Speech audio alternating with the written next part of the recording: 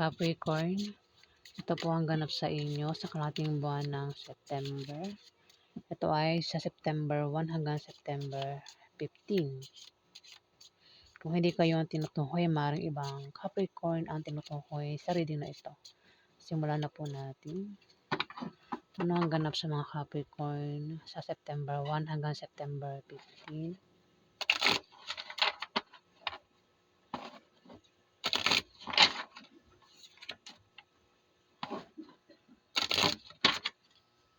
Ganap po sa mga Capricorn.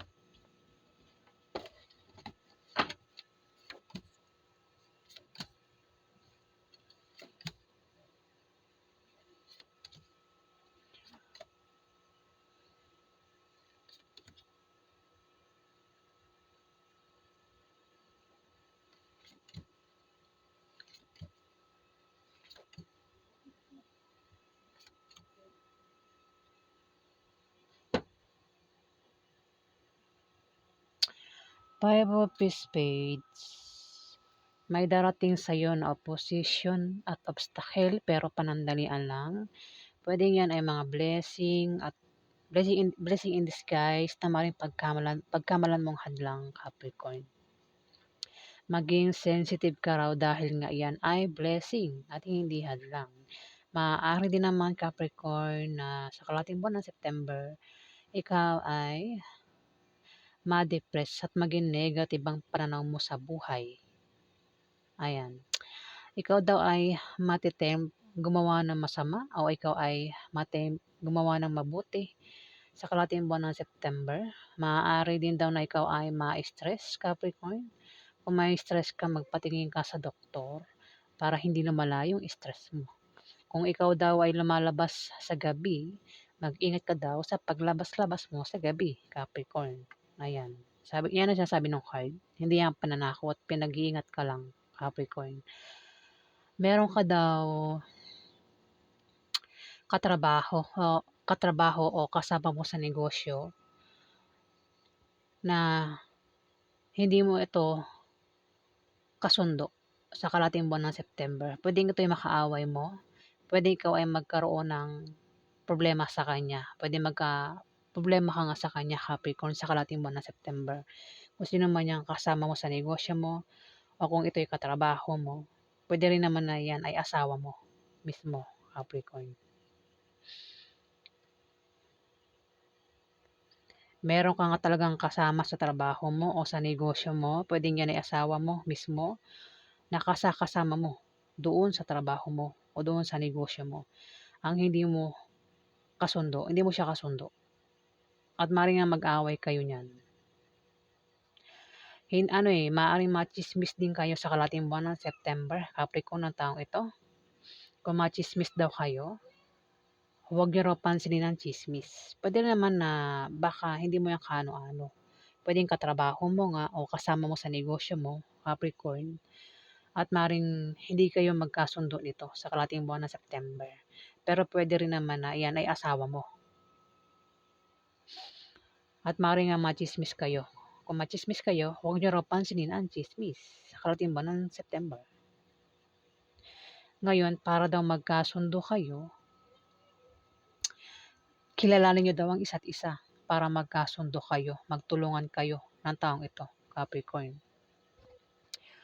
Mukhang problema ka nga sa kanya. Ayan, no? O sino naman ito, pwedeng bakla rin ito o maring ito ay tomboy Capricorn. Ano to, lahat ng gender. Pwedeng bakla, tomboy, babae, lalaki Kasi mukhang bibigyan ka talaga niya ng problema. Talagang nabubulol ako, tapos parang ayaw kong pagsalitain, naninigas yung dila ko. Ayan. Ulitin ko. Ang taong ito, Capricorn, nakasama mo sa negosyo mo, o maring ito ay katrabaho mo, o pwedeng asawa mo yan, Capricorn. Siya yung magbibigay sa'yo ng problema dito. Pwedeng hadlangan ka nito. Pwedeng, kung hindi mo yung kaano-ano, pwedeng kasama mo nga sa negosyo o katrabaho mo, pwedeng gawan ka niya na masama. Pwedeng imarites ka. Puwedeng ikaw ay siraan nito, Capricorn. Puwedeng kung kasama mo nga sa trabaho mo o sa negosyo, puwedeng siraan ka niyan sa trabaho mo o sa negosyo mo, Capricorn, ng taong ito. Ayan. Kaya ingat ka sa kanya kung sino man 'yan, Capricorn, kasi 'yan talaga yung pagdadaanan mong kahirapan sa September 1 to September 15. Ayan, Ten of Hearts, meron ka raw pagdadaanan ng kahirapan sa kalahating buwan ng September, Capricorn. At maaaring siya nga yung magpahirap sa'yo dito sa trabaho mo o maaaring sa negosyo mo. Puwede rin na 'yan ay asawa mo, Capricorn, ha. May tao rin dito, Capricorn, ang may pabago-bago ng feelings. Puwedeng ikaw, puwedeng, asawa mo o maaaring member ng pamilya mo o puwedeng katrabaho mo, kasama mo sa negosyo mo. Ayan, may pabago-bago ng feelings. Puwedeng kung nagkakaroon ng away, minsan kumakampi ka sa kanya, minsan hindi. Kung ikaw yung tinutukoy na may pabago-bago ng feelings dito, kung siya yung tinutukoy, maaaring siya minsan kumakampi sa'yo, minsan hindi. Minsan pinapaniwalaan ka, minsan hindi, Capricorn. Puwede rin naman na merong third party, kung may third party talaga. Puwede may asawa na meron pang third party. Puwede rin kung asawa mo 'yan, Capricorn, isa sa inyong dalawa ay kapag malayo sa isa't isa,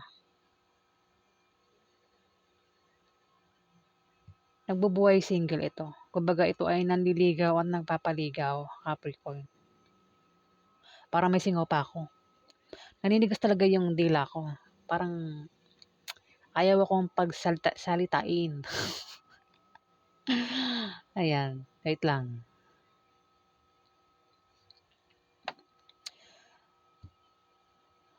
May taong galit dito, puwedeng nagseselos, Capricorn. Puwede malaman niya na kung ikaw 'yan o baka naman yung karelasyon mo malaman mo na merong iba at maaaring magalit ka rito at pagselosan mo yung taong, ah, puwedeng third party ng asawa mo, kung meron siyang third party. Kasi Five of Hearts ano 'to, nagseselos, eh. Ayan, puwede ikaw, baka meron kang pagselosan kaya dito nagagalit ka o maaaring siya nagseselos dito kaya ito ay nagagalit, Capricorn. Puwede rin naman, baka naman hindi selos ang dahilan, baka may iba pang dahilan. Kasi 'di ba, ang tao kapag galit, hindi mo alam kung anong dahilan, puwedeng selos, puwedeng may dahilan, kung bakit galit. At puwede ngang ito ay makagawa ng bagay na ikasisira mo kung hindi ikaw 'yan, Capricorn. Puwedeng siraan ka niyan, puwedeng hadlangan ka sa mga gusto mong gawin, Capricorn. Ayan, kung sino man 'yan na nakapaligid sa'yo, Capricorn. Ten of, Diamond, may pagbabago sa kaperahan mo. Kung meron kang trabaho, Capricorn, maaari ka raw ma-promote o maaaring dagdagan ng sahod mo. Ang iba naman sa inyo kung merong negosyo, yung negosyo niyo ay biglang lalago sa kalahating buwan ng September. Kung humihina sa ngayon na yung negosyo niyo, yan ay biglang lalago, Capricorn. Try niyo rin tumaya sa lotto, games, raffle games. Maaari daw po kayong manalo, mga Capricorn. Maaari din daw na kayo ay pamanahan ng kamag-anak niyo sa kalahating buwan ng September. Ayan. Alamin pa natin ang ganap kay Capricorn. Ang sakit ang dila ko, parang may singaw. Ano pa ganap kay Capricorn sa kalahating buwan ng September? September 1 hanggang September 15.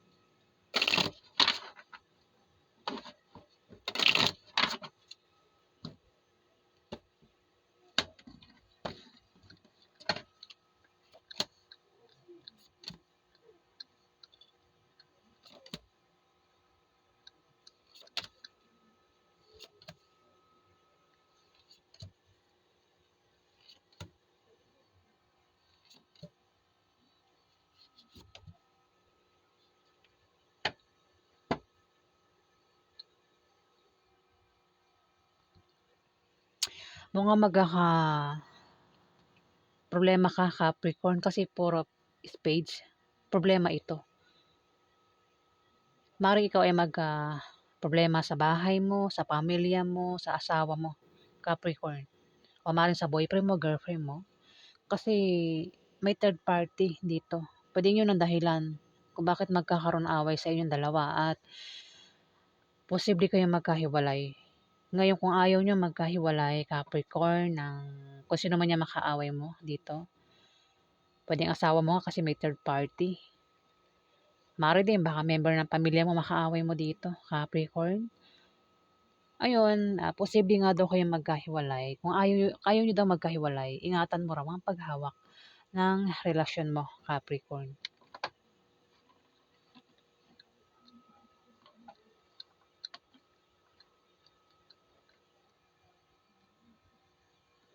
Ayan. Ah, mukhang magkakaproblema ka nga. Kasi may magbibigay sa'yo ng problema dito, Capricorn. Pwede rin baka naman ikaw yan, meron kang bibigyan ng problema dito. Alin man sa yung dalawa ni Scorpio, Pisces o Cancer, maaaring ito ay babae, lalaki, o maaaring ito ay bakla o tomboy. Ang kasarian. Alin man sa yung dalawa ang magbibigay ng problema sa isa't isa. Kaya magkakaproblema ang isa sa inyong dalawa, Capricorn.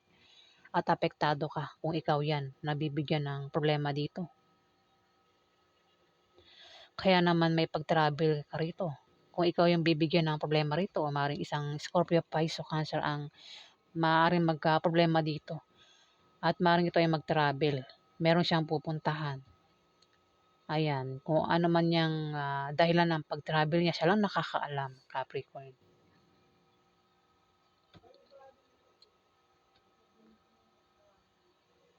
Pwede rin, baka naman hindi siya yung mag-travel, maaaring isang Aries, Leo, Sagittarius na babae, lalaki, bakla o tomboy din. Bata ito mga teenager ito, Capricorn. Teenager din ito Scorpio, Pisces o Cancer. Teenager Jack kasi yan. Siguro mga edad, mga 20 plus, 30 plus, ganyan.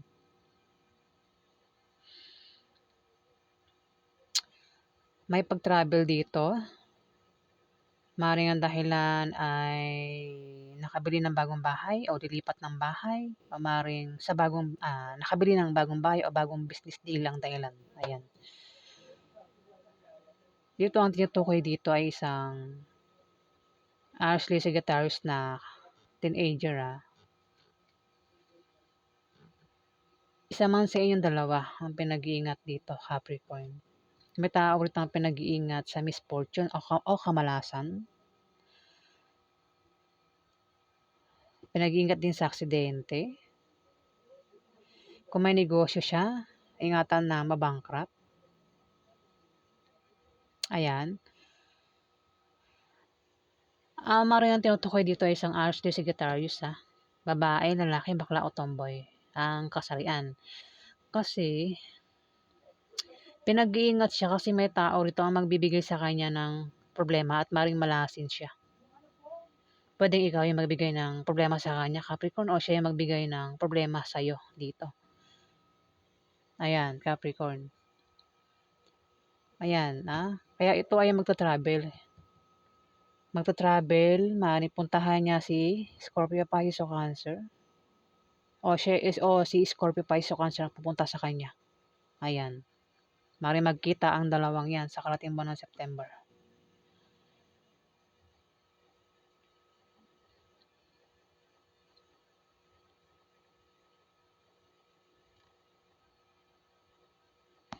Ayan, alamin natin yung outcome sa mga Capricorn.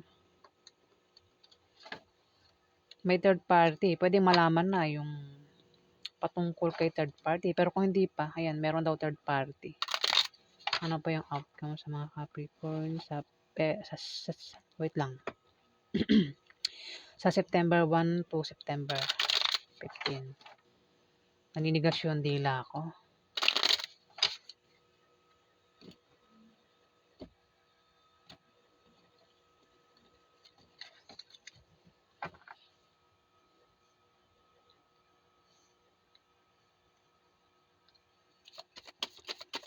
Ano po yung outcome sa mga Capricorn?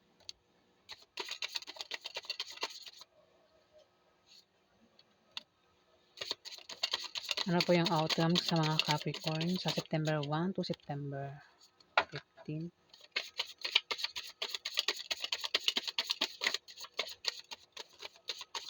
Meron ka bang Capricorn, boyfriend, girlfriend, asawa na ang zodiac sign Scorpio, Pisces o Cancer?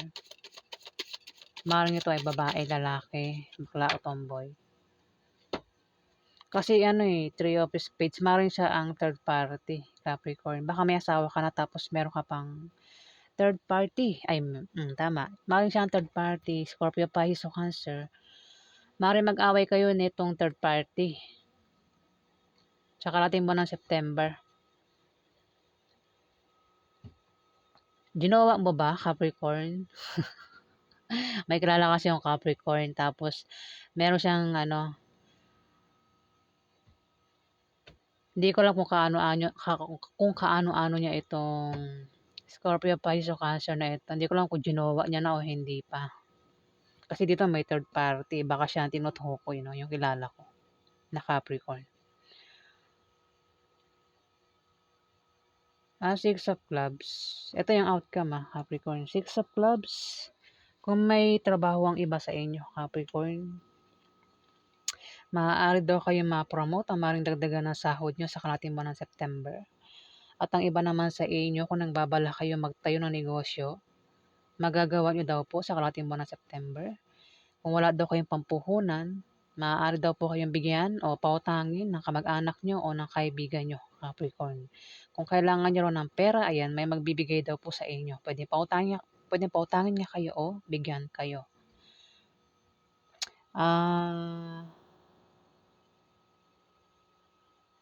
Kung may umutang sa inyo, Capricorn, o ikaw yung umutang dito, ayan, maaaring makabayad na sa kalating buwan ng September, Capricorn. September 1 to September 15, ayan.